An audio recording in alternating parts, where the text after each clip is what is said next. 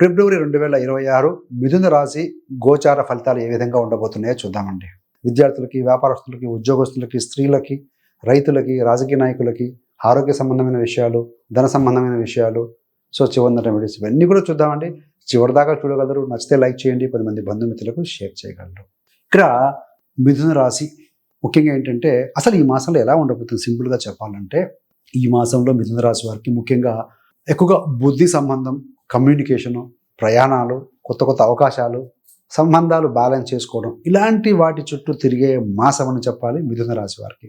ఈ మాసంలో ఏంటంటే మీకు మైండ్, మాట, మొబిలిటీ ఈ మూడింటి టెస్ట్ అంటే వీటిని టెస్ట్ చేసే సమయం అని చెప్పాలి. ఇక్కడ మీరు మాట్లాడే మాటలు కానీ, తీసుకునే నిర్ణయాలు కానీ, మీరు కలుసుకునే వ్యక్తులు ఇవన్నీ కూడా వచ్చే 6 నెలలపై కూడా ప్రభావాన్ని చూపిస్తూ ఉంటాయి. కాబట్టి ఏంటంటే మీ మాట, మీ యొక్క ఫ్రెండ్షిప్, మీ యొక్క ఆలోచన విధానం ఇవి రాబోయే 6 నెలలను డిసైడ్ చేసే విధంగా ఉంటుంది. కాబట్టి take care of your self అండి. వ్యాపార పరంగా పరిగెత్తటము, పనుల మార్పు, ట్రావెల్ ఇవన్నీ కూడా కనపడతాయి. ఫ్యామిలీ సంబంధ బాంధవ్యాల్లో మీ యొక్క కమ్యూనికేషన్ వెరీ వెరీ ఇంపార్టెంట్ అండి.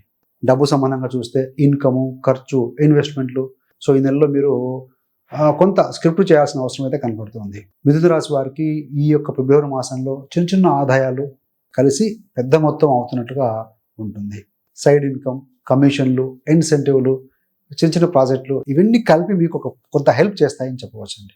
అయితే మీరు ఒకేసారి చాలా పనులు, మల్టిపుల్ థింగ్స్, చాలా డీల్స్ ఎక్కించుకోవాలనే టెండెన్సీ ఉంటుందండి.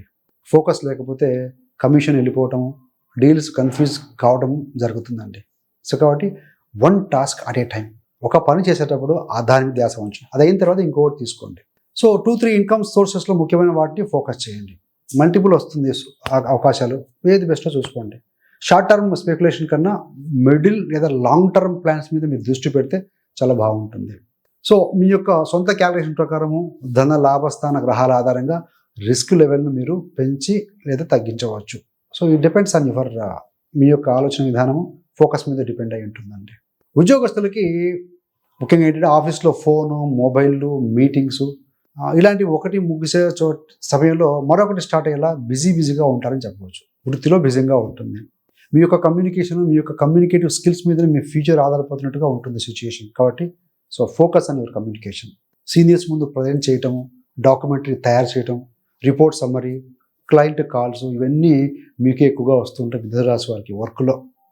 ఇక్కడ మీరు షోయింగ్ యాటిట్యూడ్ కాదండి, షోయింగ్ క్లారిటీ చేయాలి. యాటిట్యూడ్ పక్కన పెట్టండి, క్లారిటీగా ఆలోచించండి. ఎవరైతే జాబ్ చేంజ్ చేద్దాం అనుకుంటున్నారో అలా ఆలోచన చేస్తున్న వారికి ఇందులో ఇంటర్వ్యూలు, డిస్కషన్స్